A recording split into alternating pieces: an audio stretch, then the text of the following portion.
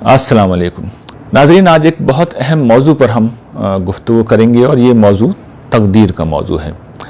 तकदीर के हवाले से हमारे जहनों में बहुत से सवालात पैदा होते हैं। हम क्या मजबूर महज हैं? इस दुनिया में हमें कोई इख्तियार और इरादा नहीं दिया गया। फिर ये सवाल पैदा होता है कि अल्लाह को तो सब कुछ पता है, जब उसे पता है तो फिर हमारे अमल की क्या हैसियत है, उसका क्या फ़ायदा है। ये और इन जैसे बहुत से सवालात हैं जो जहनों में पैदा होते हैं, और जब इन सवालात के जवाब लोगों को नहीं मिलते तो फिर लोगों के दिलों में शकूक पैदा होते हैं। लोग बदअमली या बेअमली की तरफ माइल होते हैं, और बहुत से लोग ऐसे होते हैं जो कुफ्र व इल्हाद तक जा पहुँचते हैं।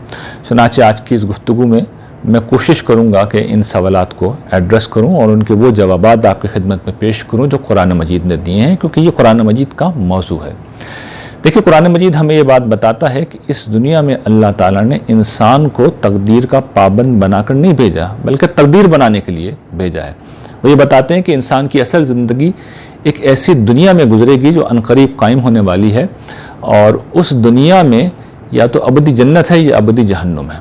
और यहाँ मुझे और आपको ये मौका दिया गया है कि हम अपने हुस्न अमल से चाहें तो एक ऐसी तकदीर लिखें जिसके नतीजे में आने वाली दुनिया में हम जन्नत में रहेंगे और हमेशा रहेंगे।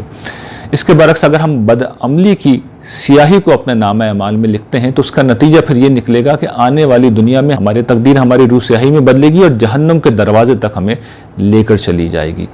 तो गोया कि हमारी तकदीर हमारे हाथ में दे दी गई है। ये बात बिल्कुल वाज़ेह है, कुरान मजीद ने इसको बिल्कुल खोल कर बयान किया है। इस इख्तियार का जिक्र किया गया है। सूरह कहफ में मिसाल के तौर पर अल्लाह ताला इरशाद फरमाते हैं, मन शाह फलयुमिन व मन शाह फलयकफुर, कि जो शख्स चाहे वो ईमान की राह इख्तियार कर ले और जो शख्स चाहे वो कुफ्र करे। सूरह दहर में अल्लाह ताला इरशाद फरमाते हैं, इन्ना हदैनाहु सबीला इम्मा शाकिर व इम्मा कफूरा, हमने इंसान को सीधी राह की हिदायत दे दी है।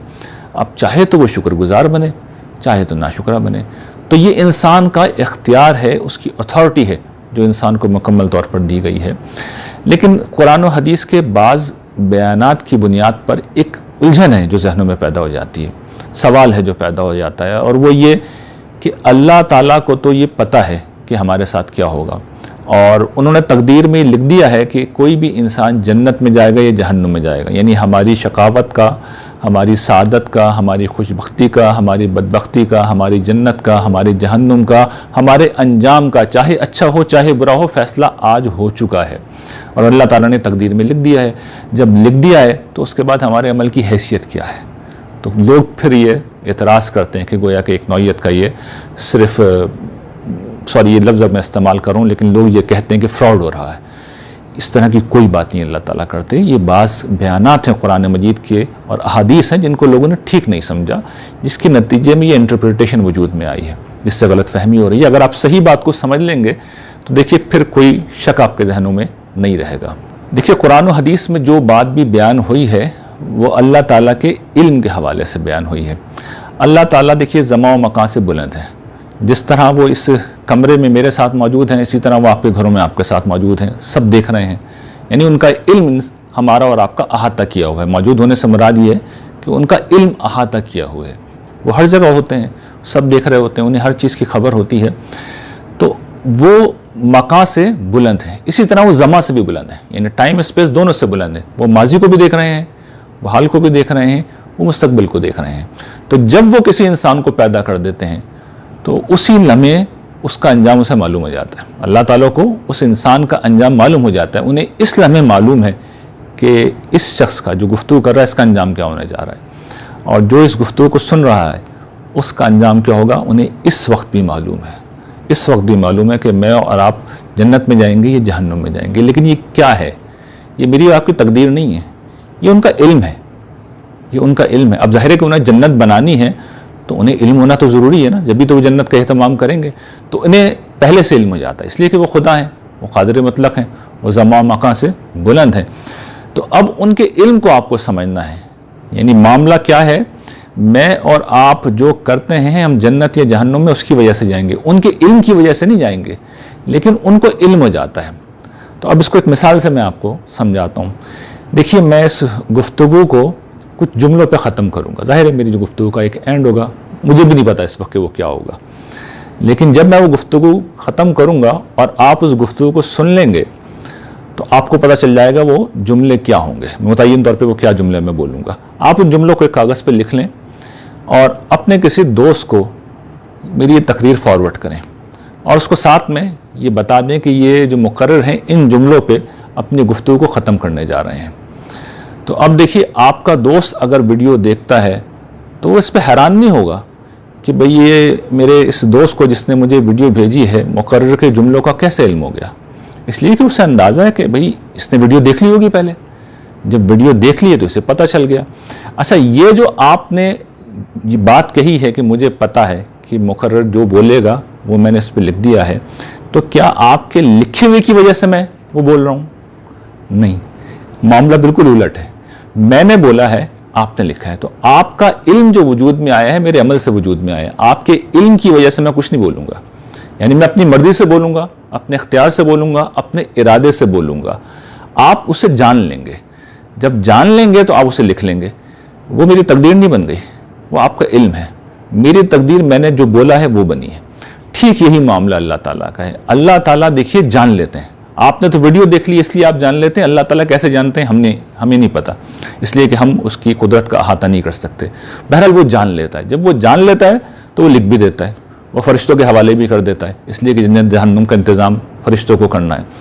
लेकिन उसके लिखने की वजह से कुछ नहीं हो रहा। असल में मैंने अमल किया है, आपने अमल किया है, ये अमल अल्लाह ताला को पता चल जाता है तो वो लिख देते हैं। तो मामला बिल्कुल ऐसा है। इसको एक और मिसाल से समझें। किसी ड्रामे को आप देखते हैं और उस ड्रामे में आप ये मंजर देखते हैं कि ड्रामे के एंड के अंदर हीरो मर जाता है।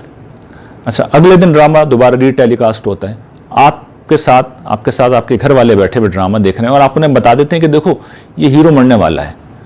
तो आपके घर वालों को तो नहीं पता, आपको पता है, आपने उन्हें बता दिए, लेकिन क्या आपके बताने से वो हीरो मर रहा है? नहीं, आपको पहले पता चल गई थी ये बात, आपने रात को ड्रामा देख लिया था। तो आपको चूंकि इल्म हासिल हो गया था इसलिए आपने दूसरों को तो बता दिया, लेकिन आपके कहने से कुछ नहीं हो रहा। यानी अल्लाह ताला का मामला तो ज़ाहिर है कि किस तरह होता है बिल्कुल जुदा है, हम नहीं जानते। लेकिन इस मिसाल से आप ये समझ सकते हैं जो बात मैं समझाना चाह रहा हूँ कि किसी के इल्म होने का मतलब ये नहीं होता कि मेरा अमल उसके इल्म की वजह से वजूद में आएगा, बल्कि मेरे अमल की वजह से उसका इल्म वजूद में आया है। तो अल्लाह ताला को बेशक ये मालूम है, आज भी मालूम है मेरे और आपके मुताल्लिक़ कि हमारे साथ क्या होने जा रहे हैं, हम जन्नत में जाएंगे, जहन्नुम में जाएंगे। लेकिन ये अल्लाह ताला के इल्म की वजह से नहीं हो रहा, इसकी जिम्मेदारी कुल की कुल मुझ पे और आप पे आयद होती है। और यही उसूल है जिसके मुताबिक आप देखिए कि दुनिया में अदालतों का सारा कानून चलता है। एक मुजरिम जब कत्ल कर देता है तो हम जिम्मेदार किसको समझते हैं? मुजरिम को समझते हैं। कभी किसी ने ये आर्गूमेंट किया वकील ने अदालत के अंदर कि भाई इसकी तो तकदीर में यही लिखा हुआ था, खुदा ने इसकी तकदीर में लिख दिया था कि किसी को कत्ल करे। तो ऐसा हरगिज़ नहीं है, जिम्मेदार वही आदमी है जो अमल कर रहा है। क्यों? इसलिए कि उसको इख्तियार दिया गया है और उसको इरादा दिया गया है। तो ये पहला सवाल है, पहली उलझन है जिसका जवाब देने की मैंने कोशिश की है कि खुदा के इल्म से मेरी तकदीर का कोई इस पहलू से ताल्लुक़ नहीं है कि मैं मजबूर नहीं हो गया। मैं मजबूर बिल्कुल नहीं हुआ, मैंने अपनी आज़ादी से, अपनी मर्जी से अमल किया है। हाँ, अल्लाह ताला को इल्म हो जाता है, इल्म तो होगा। अगर इल्म नहीं होगा तो फिर वो खुदा नहीं हो सकते, वो अल्लाह नहीं हो सकते, वो माबूद नहीं हो सकते, वो कादिर मुतलक नहीं हो सकते। तो उन्हें पता चलना है, उन्हें पता चलना है, उसको नहीं रोक सकते। लेकिन उनके इल्म की वजह से मैं मजबूर नहीं हो रहा, मैं आज़ाद हूँ। तो ये पहली चीज़ है। दूसरी बात जिसका ताल्लुक़ इस दुनिया से है कि ये जो हमारी दुनिया है, मौजूदा दुनिया है, इसमें जो हम अमल करते हैं क्या इसमें भी हम मजबूर हैं? नहीं, ऐसा नहीं है, बल्कि यहाँ पे भी हमें आज़ादी दी गई है। हम जो करेंगे उसका नतीजा निकलेगा। और हम ये जानते हैं ऐसा ही होता है। एक तालिब इल्म जब इम्तिहान में मेहनत करता है तो हम जानते हैं कि वो पास हो जाता है, और अगर फ़र्ज़ कर लें वो मेहनत नहीं करेगा, वो इम्तिहान देने नहीं जाएगा तो फेल हो जाएगा, वो नाकाम हो जाएगा।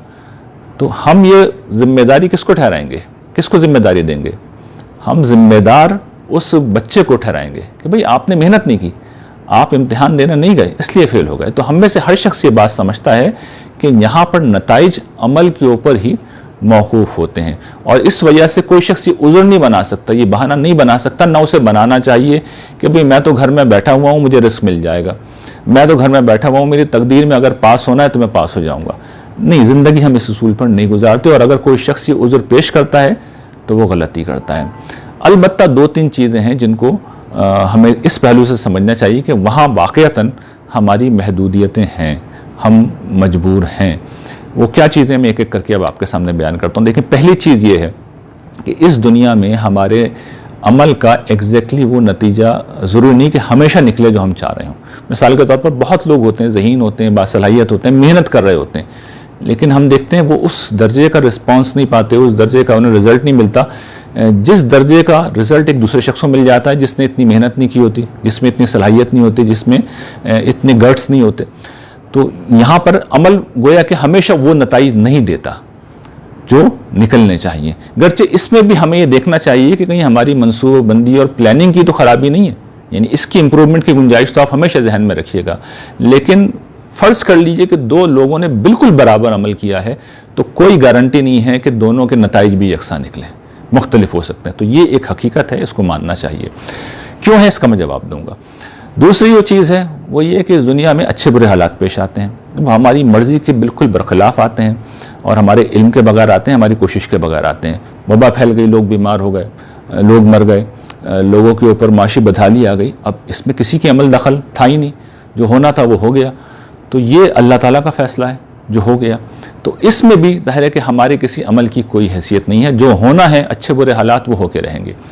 तीसरी चीज़ जिसमें हमारा कोई अमल दखल नहीं है, हम कहाँ पैदा हुए हैं, हमारी शक्ल सूरत कैसी है, हमारी जहानत कैसी है, हमारा ज़माना क्या है, इस तरह की बहुत सी चीज़ें हैं जिनमें हमें कोई कंट्रोल नहीं होता, हमारा कोई इख्तियार नहीं होता, हमारे पास कोई ताकत नहीं होती कि हम इन चीज़ों को बदल सकें। यानी हम पैदा हो गए किसी ख़ास ज़माने में, किसी ख़ास दौर में, किसी ख़ास हालात में, अब हमारा इसमें कोई अमल दखल नहीं है। तो फिर क्या इन चीज़ों में हम मजबूर हैं? तो मैं ये अर्ज़ करूँगा जी, इन चीज़ों में हम मजबूर हैं। लेकिन ये क्यों मजबूर किया गया है, इसको समझ लीजिए। ये इम्तिहान का एक हिस्सा है। देखिए, अल्लाह ताला जो इम्तिहान ले रहे हैं वो किसी मशीन का इम्तिहान नहीं ले रहा है। एक वो गड़ा खोदने वाली जो मशीनें बाज़ औक़ात होती हैं, तो ये इंसान इस तरह की कोई मशीन नहीं है, इंसान कोई रोबोट नहीं है कि सर्दी हो या गर्मी हो वो एक ही जैसा अमल करे।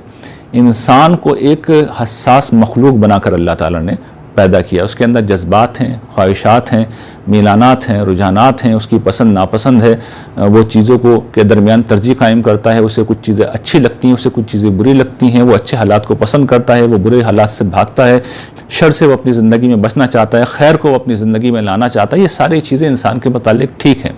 जब ये ठीक हैं तो अल्लाह ताला फिर हमें ये बताते हैं कि असल में इसी इंसान का उसने इम्तिहान लेना है, और अच्छे बुरे हालात में डाल के वो ये देखते हैं कि बंदा अच्छे बुरे हालात से मुतासर होता है या अच्छे बुरे हालात के बावजूद वो ईमान और अखलाक की उस तालीम को इख्तियार करता है जो कुरान मजीद में बयान हुई है। तो इंसान का इम्तिहान लेना मकसूद है। देखिए, अगर किसी शख्स को गरीब बनाया जाएगा, किसी शख्स को बदहाल बनाया जाएगा, तो नेचुरली उसका हौसला पस्त होता है, नेचुरली वो दुख में आता है, नेचुरली वो नेगेटिविटी का शिकार होता है। तो टेस्ट क्या है कि आपका हौसला पस्त नहीं होना चाहिए, आपको नेगेटिविटी का शिकार नहीं होना चाहिए, आपको मायूस नहीं होना चाहिए, बल्कि सारे मनफी हालात के बावजूद आपको सही रवैये पे कायम रहना चाहिए। यही मेरा और आपका इम्तिहान होगा। अगर हम खुशहाल हैं और हम दौलतमंद हैं, और अगर हम बासलाहियत हैं और हम ज़हीन हैं और हम कामयाब हैं और हम खूबसूरत हैं, ये सारी चीज़ अगर हमें हासिल हैं, तो फिर हमारे अंदर गफलत पैदा होने का इम्कान है, हमारे अंदर सरकशी पैदा होने का इम्कान है। तो फिर टेस्ट क्या होगा कि गफलत से बचें, सरकशी से बचें, गुरूर से बचें, तकब्बुर से बचें, जुल्म से बचें और उन सारी बुराइयों से बचें जो इस तरह की चीज़ों के कामयाबी के और खुशहाली के नतीजे में पैदा होती हैं। तो अल्लाह ताला इन हालात में ही हमें आजमाते हैं, क्योंकि वो इंसानों का, हसास इंसानों का इम्तिहान ले रहे हैं, वो मशीनों का इम्तिहान नहीं ले रहे। इंसान को अपने जज्बात से, एहसासात से, अपनी ख्वाहिशात से ऊपर उठना चाहिए, अपने तासुबात से ऊपर उठना चाहिए और फिर खुदा की बंदगी की राह, उसकी इताअत की राह को इख्तियार करना चाहिए। ये है जो अल्लाह ताला की स्कीम है।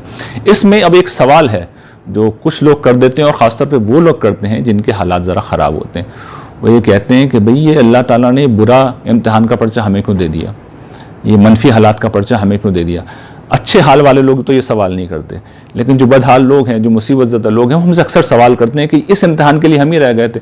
तो इसमें दो बस आखिरी गुजारिशात मैं अर्ज़ कर दूँ। एक तो ये कि देखिए, ये जो बुरे हालात होते हैं ना, ये इम्तिहान के पहलू से बहुत अच्छे हालात हैं। इसलिए कि जिस वक्त आप किसी मुसीबत में होते हैं, तकलीफ़ में होते हैं, महरूमी में होते हैं, तो कुछ किए बगैर आपका खाता खुल जाता है। आपके गुनाह माफ़ होना शुरू हो जाते हैं, आपकी नेकियां बढ़ना शुरू हो जाती हैं। अच्छा, तबन आपके लिए बहुत आसान होता है कि आप अपने आप को सिरात मुस्तकीम पर रखें। इसलिए कि किसी के घर में अगर कोई मौत हो जाए तो आपका क्या ख्याल है, उसने कोई बदकारी के अड्डे पर जाना है अगले दिन क्या? नहीं, इसलिए कि वो जिस तरह के हालात में होता है वो किसी गुनाह का तसव्वुर नहीं कर सकता। तो मुश्किल जो है, ये जो परेशानी है, ये जो दुख है, ये जो महरूमी है, ये इंसान को गुनाहों से बाज रखती है। सिर्फ इंसान को पस्त हौसला नहीं होना, नेगेटिव नहीं होना, वरना फिर वो क्रिमिनल बन जाएगा, फिर वो इंसान शैतान बन जाएगा।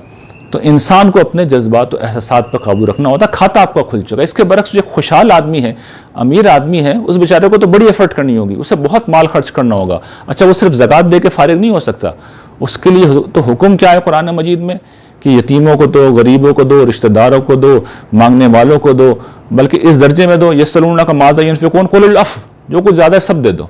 हुक्म ये है। अब इस जुमले का मतलब क्या, ये भी मैं समझा दूं, कभी इससे कोई गलत फहमी है कि जो कुछ है ज़रूरत से ज़्यादा, चाहे वो हाल की ज़रूरत है चाहे मुस्तकबिल की ज़रूरत है, वो माशरे की अमानत है। इसका मतलब ये नहीं उसे रोड के ऊपर फेंक दो, बल्कि जब ज़रूरत आएगी तो तुम्हें देना होगा। अब वो नहीं देता तो क़यामत के दिन जो बदहाल आदमी है वो तो शुरू में ही निकल जाएगा, हिसाब से फारिग होकर इस शख्स को रोक लिया जाएगा और उससे पूछा जाएगा कि भाई ये तुम क्या करते रहे, ये जो लोग मुश्किल का शिकार थे, परेशानी का शिकार थे और तुम तिजोरियाँ भर रहे थे, तुम अपना बैंक बैलेंस बढ़ा रहे थे, तुम कारोबार में आगे से आगे बढ़ रहे थे, तो खुदा की राह में खर्च किया, उसके बंदों पर जो हकूक़ आयद होते थे दिए या नहीं दिए, तो वो तो हिसाब के अंदर घिरा रहेगा। पता नहीं हज़ारों साल खड़ा रहे, सैकड़ों साल खड़ा रहे और आप निकल जाएंगे। तो ये जो मनफी हालात हैं, मुश्किलात हैं, असल में ये आसानी का पर्चा है। और इसमें जो एक आखिरी बात मुझे बस तवज्जो दिलानी है, कुरान मजीद के इशारात से ये चीज़ बयान होती है और इसको फिर मैंने अपनी एक आने वाली किताब अधूरी कहानी का मौजू बनाया है कि अल्लाह ताला ने इस दुनिया में जो भी लोग मौजूद हैं, देखिए अल्लाह ताला राई के दाने के बराबर भी किसी पे जुल्म नहीं करते। तो जिस शख्स को इस वक्त अल्लाह ताला ने जो मौका दिया है, किसी के साथ ज़बरदस्ती नहीं की है, किसी को ज़बरदस्ती धक्का दे के इस इम्तिहान में नहीं भेजा है। जिसने जो रोल चाहा इस दुनिया में मुंतखब किया है और इसकी बड़ी तफसील है, इसमें कुरान मजीद हैं, इसमें अहादीस हैं। ज़ाहिर है कि इस चीज़ को निस्बतन इजमाल से बयान किया गया है, लेकिन इसको बयान किया गया, ये बताया गया कि इंसानों के पास इख्तियार था, बाई चॉइस वो इम्तिहान में उतरे हैं। ये बताया गया कि इस दुनिया में आने से पहले सारे इंसान मौजूद थे। ये बताया गया कि वहाँ पर भी वो खैर शर का और नेकी का तसव्वुर पूरी तरह मौजूद था, लोग मौजूद थे, हज़रत आदम अलैहिस्सलाम, उनकी ज़ुर्रियत के सालीन सब मौजूद थे। ये सारी चीज़ें कुरान मजीद ने बताई हैं। अल्लाह ताला किसी के ऊपर राई के दाने के बराबर भी जुल्म करने वाले नहीं हैं। मामला सिर्फ इतना था, जिस तरह मिसाल के तौर पर कोई ड्रामा बनता है तो उसमें मुख्तलिफ रोल्स होते हैं। राइटर ड्रामे का स्क्रिप्ट तो लिख देता है, लेकिन उसके बाद वो एक्टर का इंतखाब करता है। जब इंतखाब करता है तो लोगों की चॉइस होती है, जो चाहे जिस रोल को चाहे ले ले। खैर हमारे यहाँ तो लिखने वाले इस तरह की चॉइस नहीं देते, या ड्रामे का डायरेक्टर चॉइस नहीं देता। अल्लाह ताला ने फ्री चॉइस दी, जिसको जो रोल लेना है ले लो।